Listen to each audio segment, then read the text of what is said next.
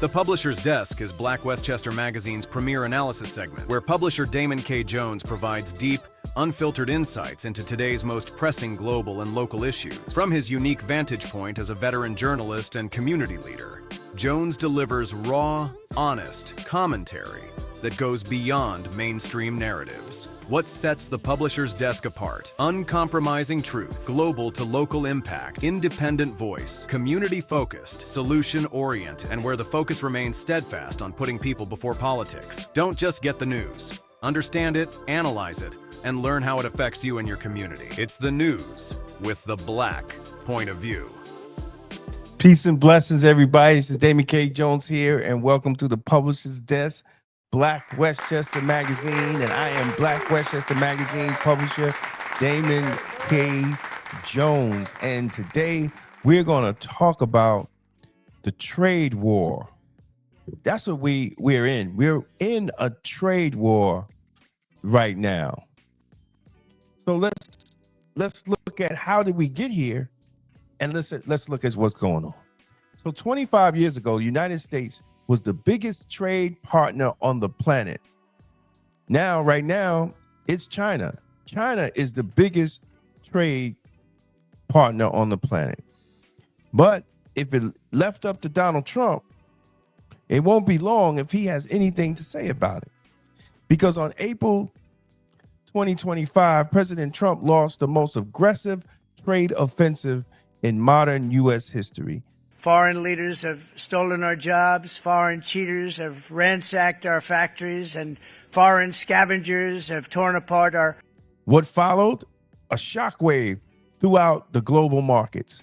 50 countries racing to cut side deals with the U.S., and China left scrambling to maintain its grip.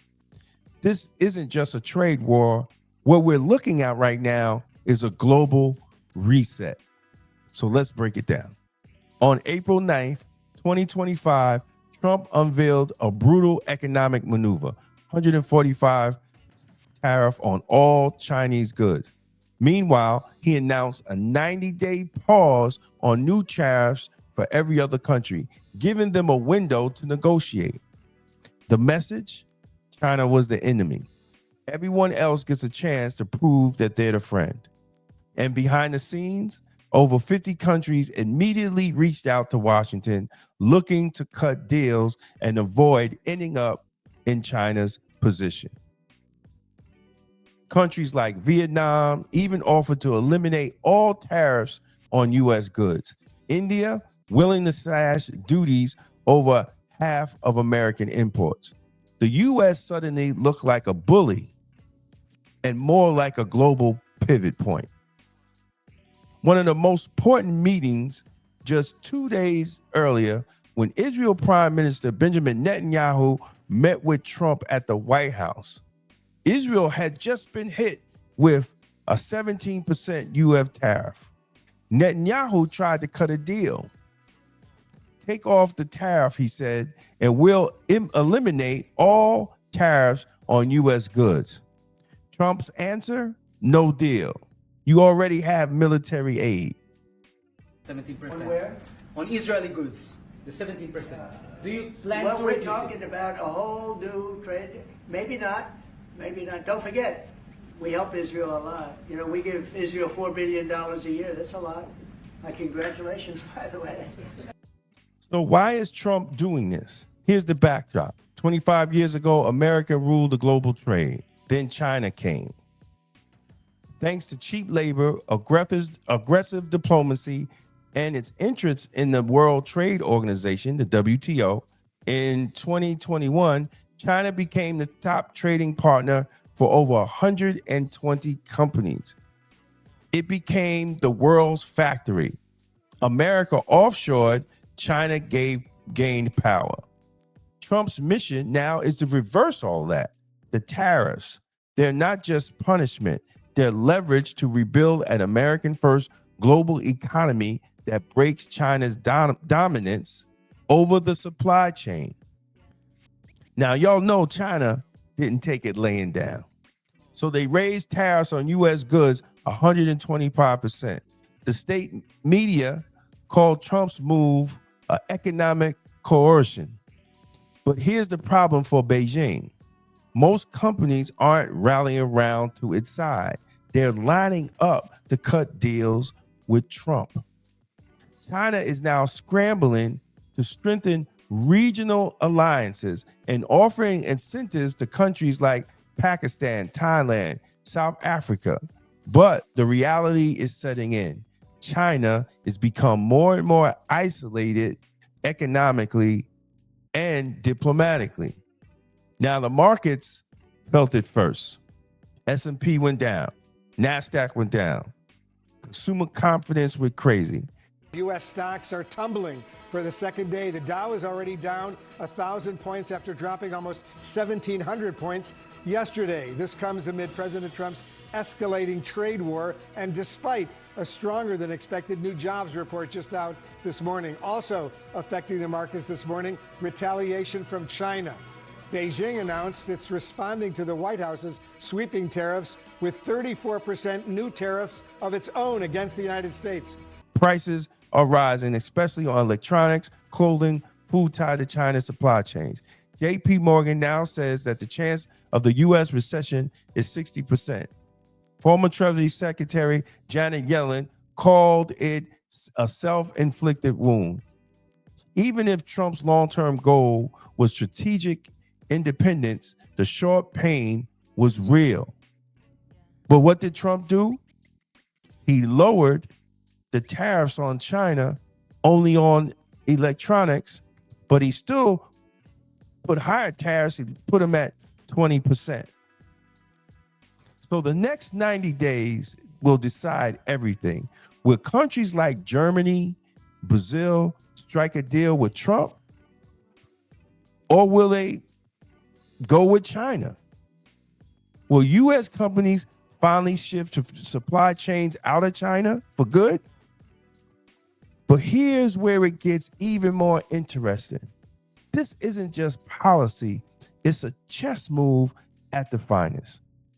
Years ago, even Democrats like Nancy Pelosi and Chuck Schumer were sounding the alarm about China's trade practices. How far does China have to go? How much more repression? How big a trade deficit and loss of jobs for the American worker? And how much more dangerous proliferation has to exist before members of this House of Representatives will say, I will not endorse the status quo? As I mentioned, it's about jobs, proliferation, and human rights. And there are those who say we shouldn't link human rights and trade and proliferation and trade. I disagree. But if we just want to take up this issue on the basis of economics alone, indeed, China should not receive most favored nation status for several reasons that I'd like to go into now. I'd like to call the attention of our colleagues to this chart on the status quo that the business community is asking each and every one of us to endorse today. Right now, we have a $34 billion trade deficit with China, the 1995 figure. It will be over $40 billion for 1996. Since the Tiananmen Square massacre, this figure has increased 1,000%, from $3.5 billion then to about $34 billion now. In terms of tariffs, I think it's interesting to note that the average U.S. MFN tariff on Chinese goods coming into the United States is 2%, whereas the average Chinese MFN tariff on U.S. goods going into China is 35%. Is that reciprocal? On exports, China only allows certain industries into China, of U.S. Industries into China, and therefore only 2% of U.S. exports are allowed into China. On the other hand, the U.S. allows China to flood our markets with a third of their exports, and that'll probably go over 40%. And it's limitless because we have not placed any restriction. In terms of jobs, this is the biggest and cruelest hoax of all. Not only do we not have market access, not only do they have prohibitive tariffs, not only are our exports not let in very specifically, but China benefits with at least 10 million jobs from U.S.-China trade.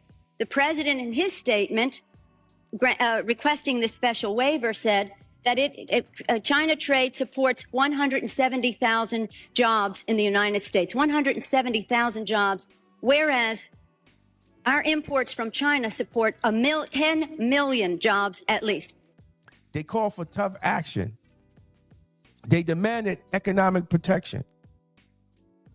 But now, when Trump is doing the same thing, they're condemning him for it. Chuck Schumer and Nancy Pelosi, they've been talking about tariffs for decades. How come when these Democrat elites want tariffs, everything's hunky-dory, but when President Trump wants tariffs, all hell breaks loose? Do you see this double standard? I love this guy, whoever the hell that is. That's really nice. I appreciate that question. No, Chuck Schumer and Nancy Pelosi, everybody knew you had to do it, but they never had the guts to do it. It does take guts. It even takes guts for our country to go through it. That's why I say be cool. They were saying about, see, just be cool. It's going to work out. He's executing the very grievances they raised, but with bold, unapologetic action.